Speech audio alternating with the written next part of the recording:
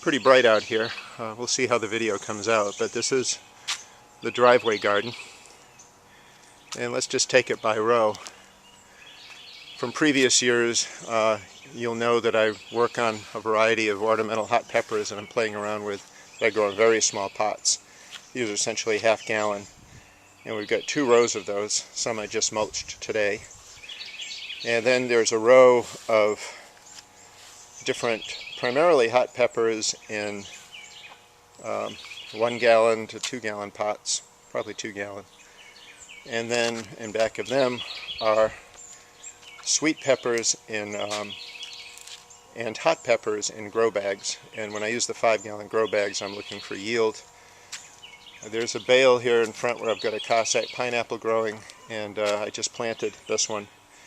The grow bags have dwarfs, and you can see how everything's doing here.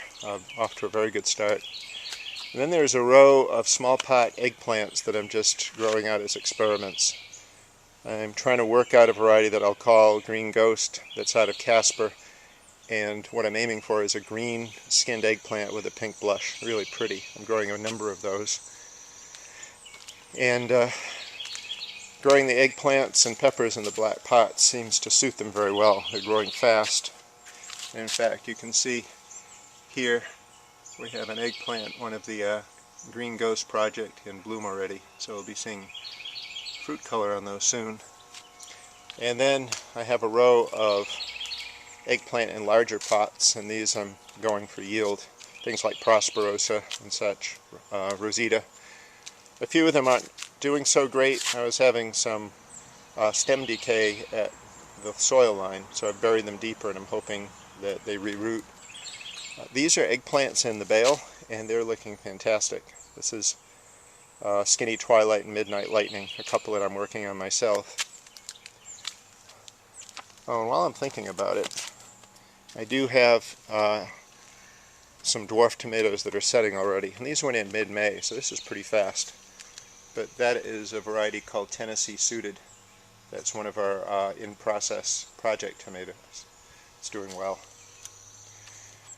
Then we have another row of the experimental ornamental peppers, and then a row of sweet peppers, for the most part, in 5 gallons.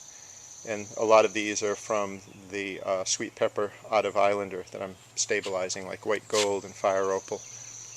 Here's 2 of them in straw bale, doing wonderfully. So should be seeing open buds on those peppers pretty soon. And then along the back, you'll be able to tell by the progress of the plants where most of the sun lies, but in the large pots at the edge of the garden are my feature and determinate tomatoes for the book that I'm regrowing this year. And even though they're not getting the most sun, we've got blossoms. There's an Anna Russian with a big blossom on it. I'm going to talk about pruning in a separate video, but trying something I haven't done in years, which is severely pruning the plants to 2 growing stems, which is what you need to be pretty vigilant.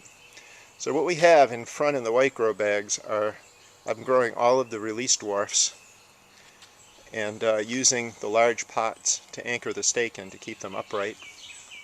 Here's a bale with a couple of indeterminates, and these are historic varieties, Livingston Favorite and Livingston's Golden Queen. And I'm hoping that growing in the bales will prevent them from getting diseased early like they did last year. And this year I also did something I haven't done before, which is bleach and detergent the driveway, the pots, and the stakes. So an awful lot of cleaning was done. You can see there's a fruit set on Sleeping Lady, one of our chocolate-colored release dwarfs. And moving around, we're getting to the part of the driveway that gets much more sun. The plants are doing really well. We've got some heavy blooms. In this temperature, we should be able to see good fruit set. There's Abraham Lincoln and Livingston's Magnus. The foliage color is really nice and dark bluish green.